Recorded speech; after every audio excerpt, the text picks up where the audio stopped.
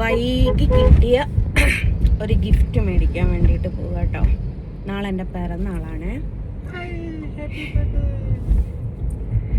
എനിക്ക് എല്ലാ വർഷവും പിറന്നാളിന് സമ്മാനമായിട്ടല്ല കേട്ടോ, പൈസയായിട്ട്. എന്ന് വെച്ചാൽ ആൾ ഇവിടെ ഇല്ല, ആൾ ദൂരെയാണ്.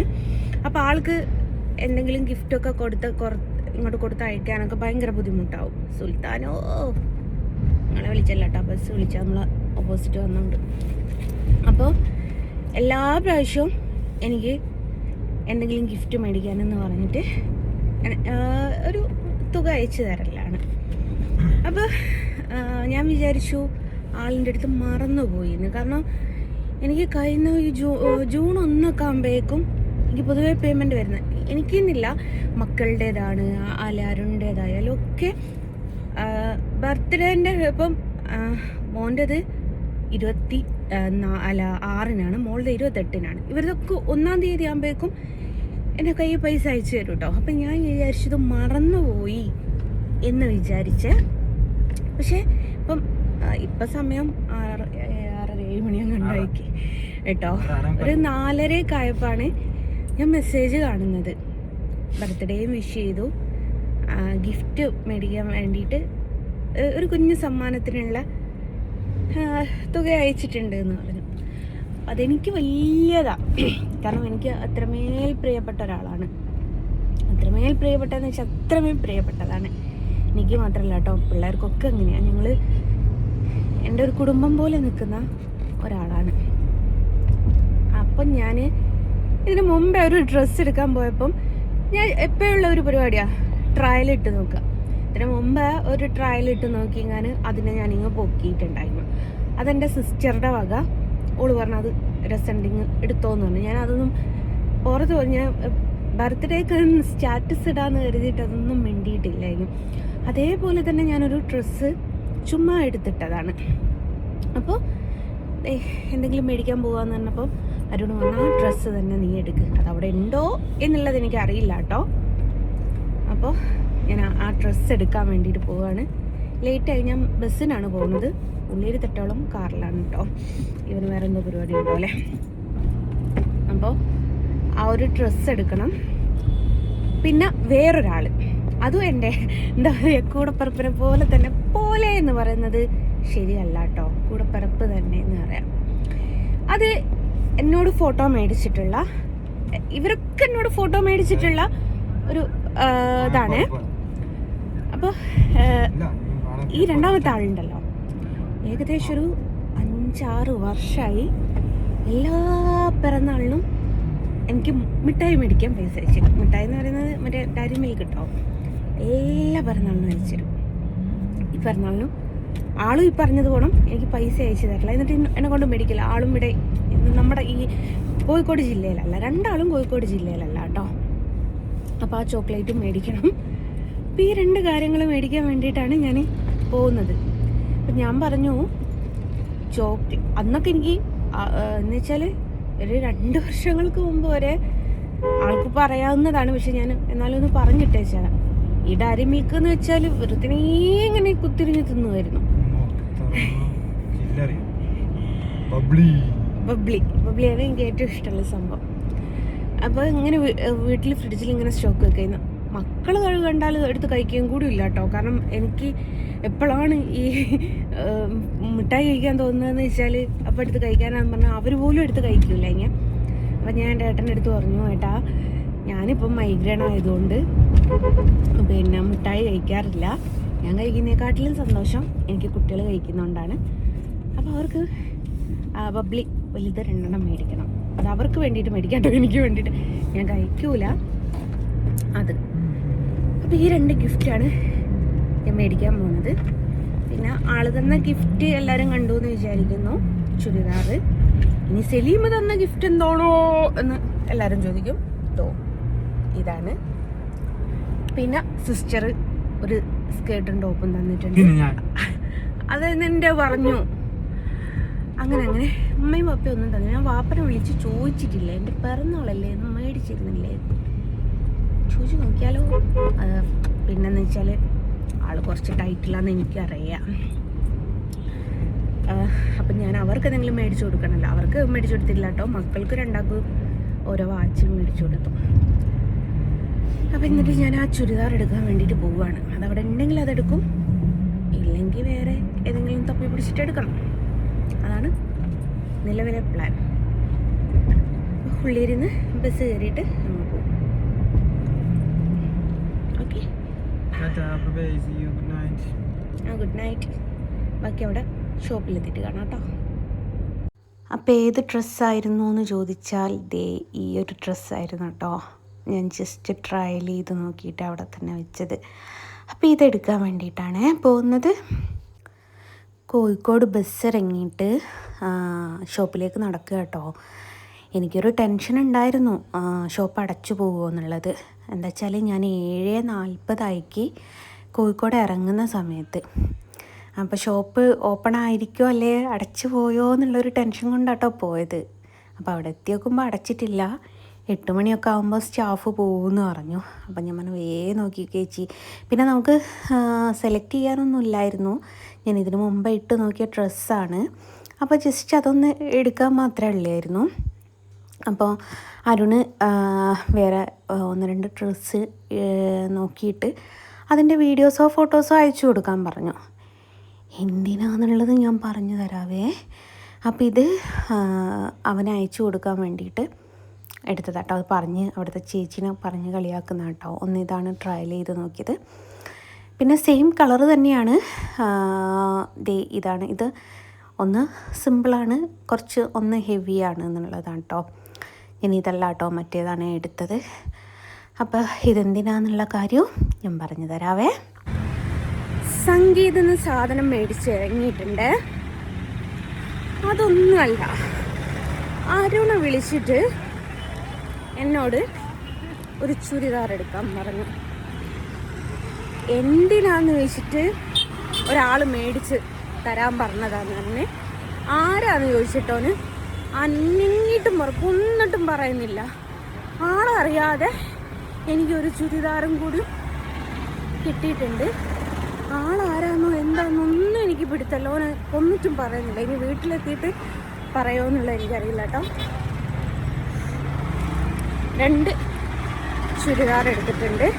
ഒന്ന് ഞാൻ പറഞ്ഞല്ലോ, എൻ്റെ ഏട്ടൻ എടുക്കാൻ പറഞ്ഞത്. ഇത് ആരുടേതാണെന്നുള്ള അറിയില്ല. ഇനി അവനോട് പോയിട്ട് അവിടെ എത്തിയിട്ട് ചോദിച്ചു നോക്കട്ടെ, എന്നിട്ട് പറയാം കേട്ടോ. എന്നാലും അതാരായിരിക്കും? എത്ര ചോദിച്ചിട്ടും പറയുന്നില്ല.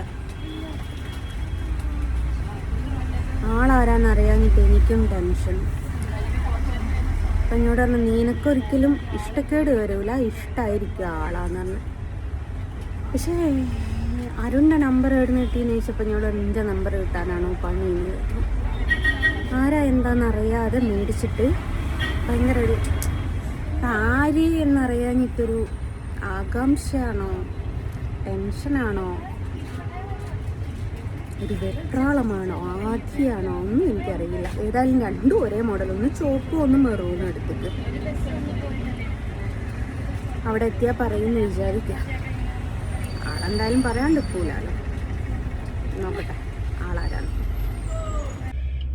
ഡാഡി മിൽക്ക് മേടിക്കാൻ പോയിട്ട് ഞാനപ്പോൾ അവിടുന്ന് ജ്യൂസ് എടുത്ത് കുടിച്ചതാണ്.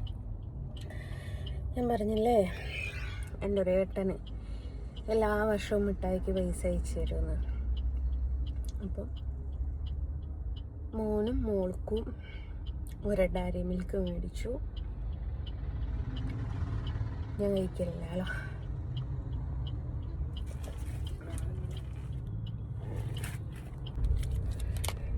മിഠായി മേടിച്ചു. എന്നിട്ട് ഒന്ന്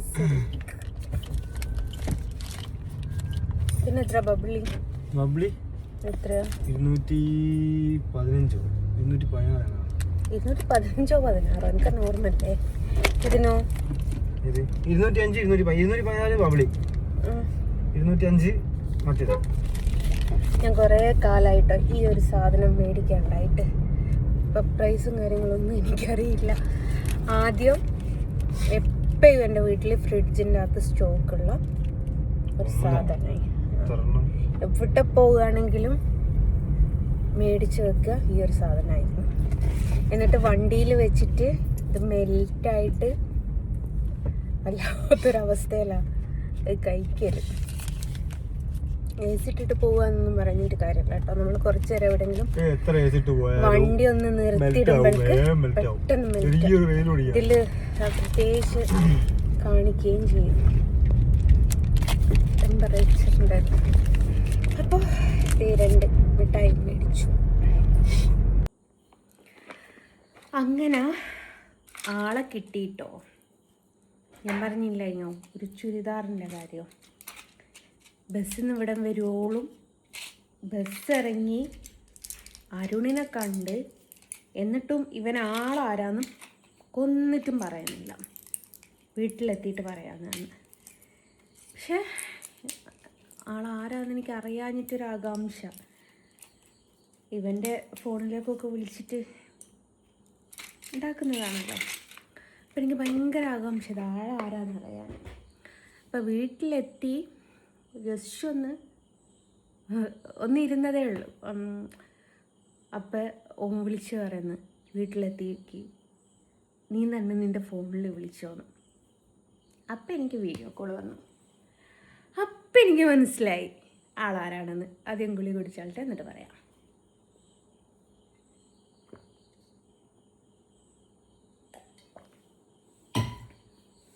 അപ്പം ആളാരാന്ന് നിങ്ങൾക്കറിയാനാകാം, ശരിയേ? എൻ്റെ ബ്രദർ. അപ്പം നിങ്ങൾ വിചാരിക്കും എൻ്റെ സ്വന്തം ബ്രദറാണ്. എനിക്ക് സ്വന്തമായിട്ട് ബ്രദർ ഇല്ല എന്നറിയാമല്ലോ. എൻ്റേതല്ലാത്ത എന്നാലോ എൻ്റേതായിട്ടുള്ള എൻ്റെ ബ്രദർ അതാട്ടോ ആള്. അപ്പോൾ അവൻ്റെ വകയുള്ള ചുരിദാറാണിത്. ഞാൻ ഒട്ടും പ്രതീക്ഷയില്ല. കഴിഞ്ഞ പ്രാവശ്യം പോയപ്പോൾ ഞാൻ ഇത് ട്രയലിട്ട് നോക്കിയിട്ടുണ്ടെങ്കിൽ ഇതിന് റേറ്റ് വരുന്നത് 1980 രൂപ കേട്ടോ. അപ്പോൾ ഈ ഒരു കളർ എനിക്ക് ഭയങ്കര ഇഷ്ടം. ഇതിനകത്ത് തന്നെ എനിക്ക് എത്രയോ കളറുണ്ട് കേട്ടോ. ഞാൻ പറഞ്ഞില്ല വേറൊരു ചുരിദാർ എടുത്തത്. അതും ഇപ്പറഞ്ഞതുപോലും റെഡാ കളർ വരുന്നത്. റെഡ് കളറാണ് വരുന്നത്. ഇത് മെറൂൺ കളറ്. ഞാൻ ഇന്നലെ കുറച്ച് വീഡിയോസും കാര്യങ്ങളൊക്കെ എടുത്തത് അതും റെഡ് കളറ്. അപ്പോൾ എല്ലാം നോക്കുക വെച്ചാൽ ഏകദേശം ഒരേ മോഡലാണ് കളറ് വരുന്നത്. അപ്പം സെലിംകുമാർ പറയുമ്പോൾ മുദ്ര ശ്രദ്ധിക്കുകയും മാറ്റങ്ങളുണ്ട്. പക്ഷെ ഞാൻ ഒട്ടും പ്രതീക്ഷിച്ചല്ല കേട്ടോ ഇങ്ങനൊരു ഗിഫ്റ്റ്. അല്ലാതെ ഞാൻ പറഞ്ഞില്ലേ എനിക്ക് സ്ഥിരമായിട്ട് എല്ലാ വർഷവും കിട്ടുന്ന കുറച്ച് ഗിഫ്റ്റുകളുണ്ട്.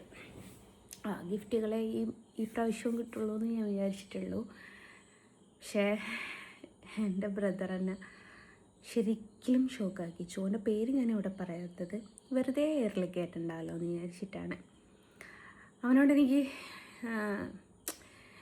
എങ്ങനെ ഞാൻ അവനോട് കടപ്പാട് എങ്ങനെ തീർക്കുമെന്ന് ചോദിച്ചാൽ ഒരിക്കലും എനിക്കത് എങ്ങനെയാണെന്ന് പറയാൻ പറ്റില്ല. അവന് ഇപ്പം എന്തെങ്കിലും നമ്മളൊരു സഹായം ചെയ്തിട്ടോ ഒന്നും എനിക്ക് കടപ്പാട് വീട്ടാൻ പറ്റൂല. കാര്യം എന്താ വെച്ചാൽ കഴിഞ്ഞ നവംബർ 28-നായിരുന്നു എൻ്റെ മോളുടെ പിറന്നാൾ. എൻ്റെ മോള് എന്ന് പറയുന്നത് പറഞ്ഞതുകൊണ്ടും എല്ലാവരും ഉണ്ടായിട്ട് ആരുമില്ലാതെ ജീവിച്ചൊരു മോളാണ് അവൾ. അപ്പം ഞാൻ പറഞ്ഞടാ മോളുടെ പിറന്നാളാ, നിങ്ങളെന്തിനാ ജസ്നത്തെ പേടിക്കുന്നത്, ഞാനില്ലേ കൂടെ എന്ന് ചോദിച്ച്. അപ്പോൾ ഇവളൊരു 10 മണിയൊക്കെ ആയപ്പോഴേക്കും ഞങ്ങൾ കിടക്കാനാക്കിയിട്ടുണ്ട്. ഇവൻ ഇവിടെ എത്തുമ്പോൾ 10:30 ആയിട്ടുണ്ട്. അവൻ ബലൂണും അതിനുള്ള പൈപ്പ് വരെ ഷോപ്പിൽ പോയിട്ട് മേടിച്ച് ഒന്നായിട്ട് ഡെക്കറേറ്റ് ചെയ്ത് ആ വീഡിയോ കണ്ടിട്ടുണ്ടാവും എന്ന് വിചാരിക്കുന്നു. അങ്ങനെല്ലാം കൂടി ഡെക്കറേറ്റ് ചെയ്ത് അവൾക്ക് സർപ്രൈസ് ഗിഫ്റ്റ് അവളൊരിക്കലും പ്രതീക്ഷിക്കാതെ ഇന്ന് പലരും എൻ്റെ കൂടെ ഞങ്ങളുടെ കൂടെ നിന്നിട്ട് അവൾക്ക് 11 ഗിഫ്റ്റും മേടിച്ചു കൊടുത്തിട്ടുണ്ടായിരുന്നു കേട്ടോ. അപ്പം അങ്ങനെയാണ് അവനാണ് ഇതെനിക്ക് ഭയങ്കര സർപ്രൈസിങ് ആയിപ്പോയി. താങ്ക് യു എന്ന് പറയാം. എന്ന് വെച്ചാൽ ഇവൻ തന്നതിന് മാത്രം സ്പെഷ്യാലിറ്റിയും ബാക്കിയുള്ളതിൽ സ്പെഷ്യൽ ഇല്ലായ്മയല്ല കേട്ടോ. കാരണം ഞാൻ പറഞ്ഞില്ലേ, ചില ആത്മബന്ധങ്ങൾ അങ്ങനെയാണ്. അവനെൻ്റെ കൂടപ്പിറപ്പല്ല, പക്ഷെ എന്നാൽ പോലും എന്താ പറയുക, ഞാനെൻ്റെ സിസ്റ്റേഴ്സിൻ്റെ അടുത്തൊക്കെ സംസാരിക്കുന്ന സമയത്ത് എൻ്റെ ബ്രദർ എന്നാണ് പറയുക. അവർ വിചാരിക്കാം ഞങ്ങൾക്കില്ലാത്തൊരു ബ്രദർ നിനക്കോന്ന്. ഞാൻ എന്നിട്ട് ഇത്താത്തനെ വിളിച്ചിരുന്നു, ഇത്താത്ത ആരോ ഒരു ചുരിദാർ എനിക്ക് വാങ്ങി തന്ന കാര്. അപ്പോൾ ഒളിനോട് പറഞ്ഞു, ഞാൻ വാങ്ങിയത് എനിക്കൊരു ഗുമ്മായിട്ട് തോന്നിയില്ല, ഒന്നും കൂടി നിന്നെ കൊണ്ടുപോയി നിന്നോട് വാങ്ങിക്കോട്ടെ എന്ന് വിചാരിച്ചിട്ട്. ഞാൻ എന്നിട്ട് അവൻ്റെ അടുത്ത് ഇപ്പോൾ പറഞ്ഞു, ഇത്താത്ത വരെ നിന്നെ കളിയാക്കിയിട്ടുണ്ടല്ലോ അവിടെയാണ്. അപ്പോൾ ഏതായാലും ഗിഫ്റ്റ് തന്ന എല്ലാവരോടും താങ്ക് യു സോ മച്ച് പറയാണ്. അങ്ങനെ ഒരു യുഗം കൂടി എൻ്റേത് മണിക്കൂറുകൾക്കകം ഈ വീഡിയോ പോസ്റ്റ് ചെയ്യുമ്പോഴേക്ക് ചിലപ്പം കഴിഞ്ഞിട്ടുണ്ടാവും. അങ്ങനെ ഞാൻ 34 കടക്കുന്നു. പണ്ടത്തെ കാലത്തൊക്കെ 34 വയസ്സ് എന്ന് പറയുന്നത് ആൻറ്റിമാരായിരുന്നു. ഞാൻ ഇന്നും കുട്ടിയാട്ടോ. ഓക്കെ, അപ്പോൾ എല്ലാവരോടും ബൈ പറഞ്ഞിട്ട് ബൈ ഫ്രം ജസ്ന സലീം. നാളേക്കുള്ള കുറച്ച് ഡ്രസ്സ് ട്രയൽ ഇട്ട് നോക്കാനൊക്കെ ഉണ്ട്. അപ്പോൾ എല്ലാവരോടും ബൈ.